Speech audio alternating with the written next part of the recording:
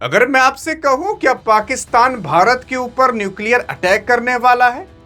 हाँ, क्योंकि ये बातें हम नहीं बल्कि पाकिस्तान के ही एक बहुत बड़े नेता ने कही है और पूरी दुनिया के सामने आकर कही है।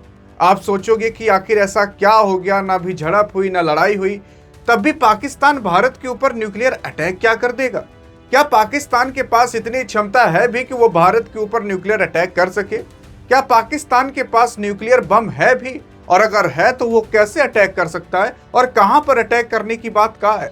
यार, अगर आप देखने की कोशिश करोगे तो यहां पर कोई और नहीं बल्कि अब्दुल बसीद, जो कि पाकिस्तान का पुराना एक राजदूत है।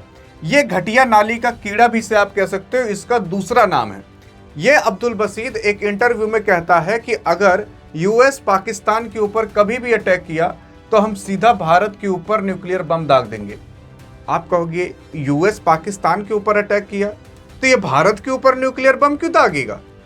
अरे ये तो बेवकूफी वाली बात होगी, समझ ही नहीं आ रहा। हाँ, मतलब ये सारी बातें ना बेवकूफ लोग ही करते हैं और पाकिस्तान के बेवकूफ आप जानते ही हो, ये सामने बैठा हुआ छिछोरा एक नंबर का। मतलब इसको चाहे जो गाली दे दो कोई दिक्कत नहीं है, पूरा कमेंट बॉक्स खुला है। ऐसे लोगों को चाहे जो कह दीजिए, कोई मतलब नहीं है और कोई दिक्कत भी नहीं है। असल में ये बंदा राजदूत था, पुराना राजदूत था जिसका नाम अब्दुल बसीद था। ये कहता है कि अगर यूएस कभी भी पाकिस्तान पर अटैक किया तो हम न्यूक्लियर बम भारत पर दाग देंगे, उसी के साथ साथ हम मुंबई पर और दिल्ली पर अटैक कर देंगे। अब आप सोच रहे होंगे कि यार ये मुंबई पर अटैक करना, दिल्ली पर अटैक करना, ये तो पाकिस्तान के आतंकवादियों के मन में चलता है और वही लोग ऐसे ताज होटल पर अन्य जगह हमले करते हैं।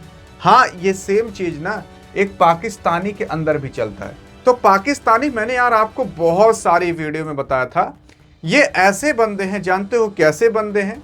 एक एक आदमी 11-11, 12-12, एक एक दर्जन, 2-2 दर्जन लड़कियां पैदा करेगा। अब आप खुद सोच कर देख लीजिए कि एक बाप कैसे संभालेगा। तो वो लोग छोड़ देते हैं, चल तू आतंकवादी बन जा, तू गुंडा बन जा, तू मवाली बन जा। इस तरीके से इन लोग के घर में चलता है। तो अगर आप कोई भी घर जाकर खटखटाओगे ना, तो आपको पक्का वहां पर कोई ना कोई एक लड़का जो आतंकवादी आपको बनता हुआ दिखाई देगा। हाँ जी हाँ, वही पाकिस्तान के सभी इंसान के अंदर चलता है।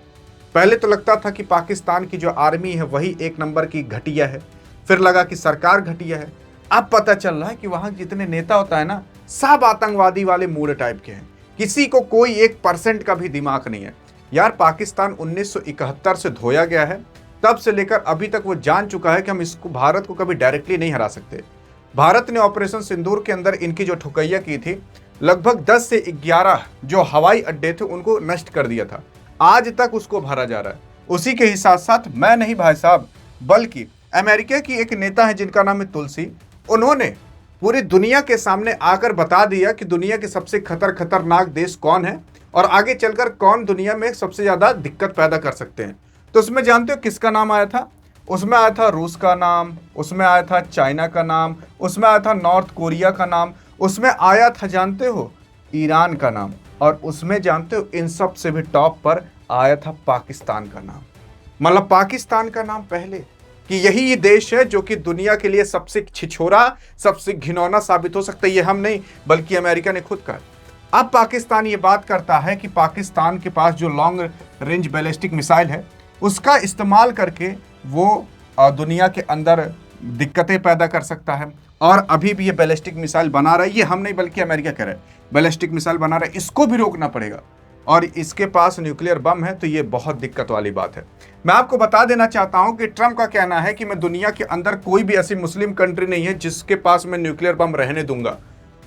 लेकिन उसमें से ईरान जो था वो न्यूक्लियर बम बनाने की कोशिश कर रहा था। तो देखो न्यूक्लियर बम बनाने के बाद इनका क्या हाल हुआ, बल्कि न्यूक्लियर बम बना भी नहीं पाए। अब वो बात की बात है कि ईरान अमेरिका को भी बहुत मार रहा है, मतलब उसके हवाई अड्डे खत्म कर दे रहा है, इजराइल के अंदर बमबारी कर रहा है। लेकिन एक बार ये भी तो समझो, ईरान भी तो पूरी तरीके से खत्म हो चुका है। अब ईरान जहां था ना, अगर वहां तक उसको जाना भी पड़ेगा तो उसकी हालत टाइट हो जाएगी। वो बात की बात है कि दुनिया के अंदर त्राही त्राही मच जाएगी, लेकिन ईरान भी खत्म ही हो चुका है। दूसरी चीज ये है कि अब अगर ये मुस्लिम देश के पास न्यूक्लियर बम नहीं रहने देना चाहता तो मुस्लिम देश तो पाकिस्तान भी है, यानी कि अगला नंबर पाकिस्तान का है। और जानते हो, ये मैं नहीं बल्कि इजराइल खुद का है। और इजराइल अगला नंबर पाकिस्तान का क्यों लगाएगा ना, अब इसके बारे में आपको बताता हूं। लेकिन आपने एक बार देखा होगा कि एक आदमी था जिसका नाम अली भुट्टो था, जो पाकिस्तान का था। उसने कहा था कि हम घास भले खा लेंगे लेकिन बम जरूर बनाएंगे।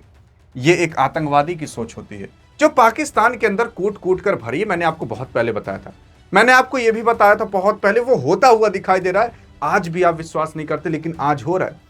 कल ही परसों में न्यूज आई थी कि पाकिस्तान के अंदर शिया सुन्नी मुसलमान आपस में झड़प लिए हैं। मैंने आपको एक वीडियो में बताया था कि पाकिस्तान कितने तरीके से टूट रहा है। तो लोग सोच रहे थे कि चलो भारत तोड़ रहा है, उधर से अफगानिस्तान तोड़ रहा है, ये दो चीज तो सबको पता है। लेकिन मैंने यह भी बताया था कि बलूचिस्तान के माध्यम से भी टूट रहा है। मैंने यह भी बताया था कि आगे चलकर ये पाकिस्तान, ये ईरान, अमेरिका, इजराइल के युद्ध में भी कूदेगा। बिना कूदे उसके कखौरी जो पीछे पकड़ी हुई है वो मानेगा ही नहीं, तो वो जो है वो कूदेगा जरूर, वहां से भी तोड़ा जाएगा। फिर उसके बाद पाकिस्तान के अंदर जो पाकिस्तान की जो पार्टियां हैं, इमरान खान को जो भी मारा जा रहा है, इमरान खान को जो बेइज्जत किया जा रहा है, उससे जो उस इमरान खान की पार्टी के लोग हैं वो लोग पाकिस्तान को तोड़ेंगे, और प्लस शिया सुन्नी मुसलमान भी वहां पर तोड़ेंगे। शिया सुन्नी मुसलमान, जैसे दो प्रकार के मेन मुसलमान जाते हैं, शिया और सुन्नी मुसलमान, तो उनमें भी झड़प पाकिस्तान के अंदर हो रही है। तो मेन कारण ये है, पाकिस्तान इतनी जगह से टूट रहा है और पाकिस्तान कहता है भारत के ऊपर न्यूक्लियर बम गिरा देंगे। अब भारत के ऊपर अगर न्यूक्लियर बम ये गिरा भी देगा तो क्या भारत खुद को बचा पाएगा, इसके बारे में भी देखेंगे। देखो 1971 की वार के बाद जब पाकिस्तान के दो टुकड़े हुए, क्योंकि बांग्लादेश भी पहले पाकिस्तान ही माना जाता था, तो भारत ने बांग्लादेश को आजाद करा दिया। बांग्लादेश पैदा नहीं हो रहा था, खूब कांख कूखा जा रहा था लेकिन पैदा नहीं हो पा रहा था। लेकिन ऑपरेशन करके भारत ने कैसे भी करके बांग्लादेश को आजाद करा दिया था, मतलब पैदा कर दिया था। लेकिन 1971 के बाद पाकिस्तान को ये पता चल गया था, जब उसके 90,000 से ज्यादा सैनिक मतलब सरेंडर कर दिए थे, चड्ढी उड्ढी उतार दिए थे, जो भी करना था कर दिए थे, तब भारत के सामने पाकिस्तान प्रूफ हो चुका था कि पाकिस्तान कभी भी भारत से जीत नहीं सकता। तो पाकिस्तान फिर वही न्यूक्लियर बम की बार बार धमकी देता है, रिच्ची चुटुर पुटर होकर कहीं न्यूक्लियर बम दाग देंगे। मैं आपको बताऊं एक चीज, न्यूक्लियर बम दागने से पहले आप इनसे भिड़ लेना और इनसे भिड़ लेना, क्योंकि अगला नंबर पाकिस्तान का है। मैं अभी आपको एक्सप्लेन कर देता हूं क्यों। देखो असल में पाकिस्तान वो देश है जिसने फंड किया था नॉर्थ कोरिया को न्यूक्लियर बम बनाने के लिए, वही किम जोंग उंगा वाला देशवा। तो असल में ऐसा कहा जा रहा था कि नॉर्थ कोरिया ने कहा था कि पाकिस्तान तुम हमारी मदद करो, हम तुम्हें पैसे देंगे। अब सोच कर देखिए कि पैसे के चक्कर में इसने किसी को न्यूक्लियर पावर बना दिया। दूसरी चीज, भारत ने ऑपरेशन सिंदूर के अंदर इनकी जो ठुकैया की थी, आज तक इनके एयरपोर्ट में गड्ढा भर नहीं पाया। तीसरी चीज, जो इजराइल है वो कभी भी नहीं चाहता किसी भी मुसलमान देश के पास कभी भी न्यूक्लियर बम आए। तो आपके इजराइल ने अब अगला नंबर पाकिस्तान का लगाना डिसाइड कर लिया है। क्यों? क्योंकि यहां पर इजराइल है, इजराइल का क्षेत्रफल बहुत कम है।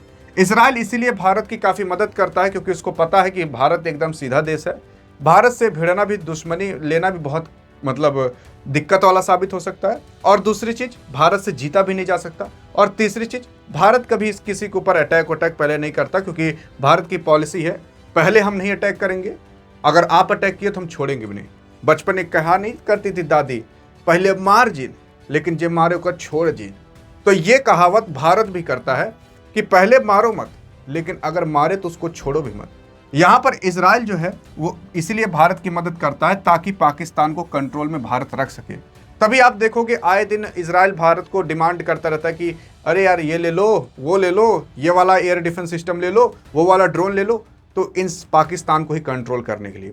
क्योंकि इजराइल को भी पता है कि पाकिस्तान इतना घिनौना और इतना छिछोरा देश है, क्योंकि पूरी दुनिया को पता है कि पाकिस्तान इतना घिनौना और इतना छिछोरा देश है कि उसके 1% का भी दिमाग नहीं, वो कहीं पर भी कुछ भी कर सकता है।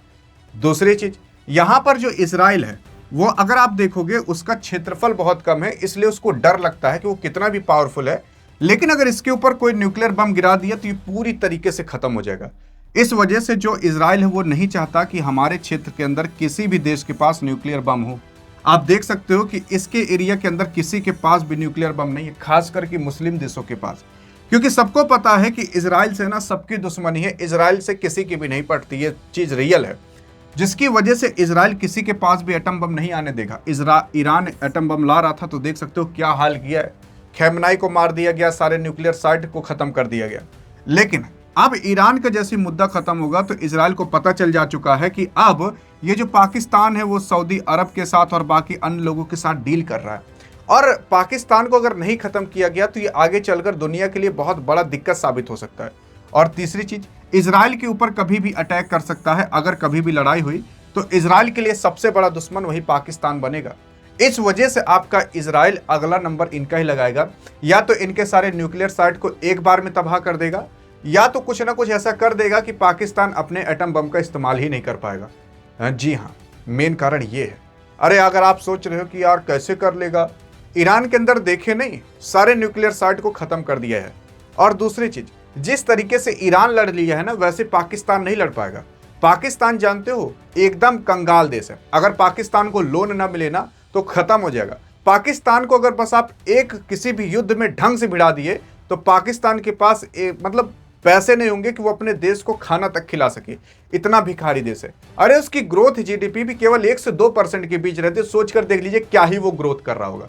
दूसरी चीज, अभी हाल फिलहाल मतलब भारत देखो एकदम नॉर्मली चल रहा है। पाकिस्तान के अंदर पाकिस्तान के प्रधानमंत्री ने कह दिया कि भैया बच्चों के स्कूल मत भेजो, नहीं तो बस चलेंगी, तेल खत्म होगा। दूसरी चीज, आप जॉब मत जाओ। इतना त्राही त्राही पाकिस्तान के अंदर मचा है।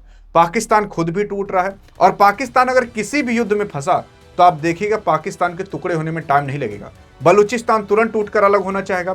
शिया सुन्नी आपस में लड़ाई कर लेंगे। भारत उधर पीओके ले लेगा, अफगानिस्तान इधर से ठोकेगा, और किसी से भिड़ जाएंगे तो वो तो ठोकेगा ही ठोकेगा। इतनी जगह से पाकिस्तान आपका बुझाएगा। न्यूक्लियर बम लेकर खाली हिलाते रहेंगे और कुछ नहीं कर पाएंगे। पाकिस्तान के पास अगर आप देखोगे शाहीन और गौरी जैसी मिसाइलें हैं, लेकिन भारत के पास S-400 जैसे एयर डिफेंस सिस्टम है, जिसकी वजह से अगर ये मिसाइल मार भी देता है तो भाई साहब भारत इस S-400 से खत्म कर सकता है।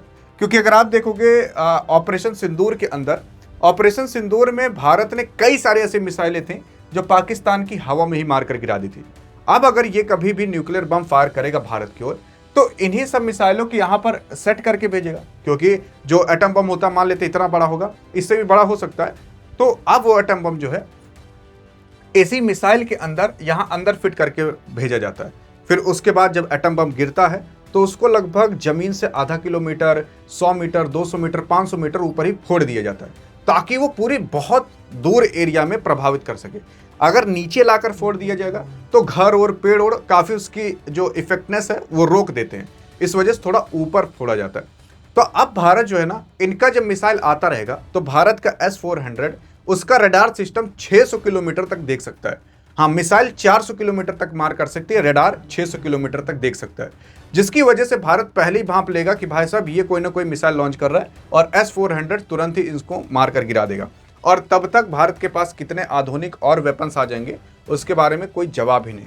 तो इनका जो एटम बम है इन्हीं के ही देश के अंदर फोड़ उठेगा। और दूसरी चीज, सन 1980 या 1970 की बात है जब पाकिस्तान और सऊदी अरब के बीच डील हुई थी। क्योंकि जब ये परमाणु बम बना रहा था तो ऐसा कहा जाता है कि सऊदी अरब ने इनको फंड किया था ताकि ये परमाणु बम बना सके।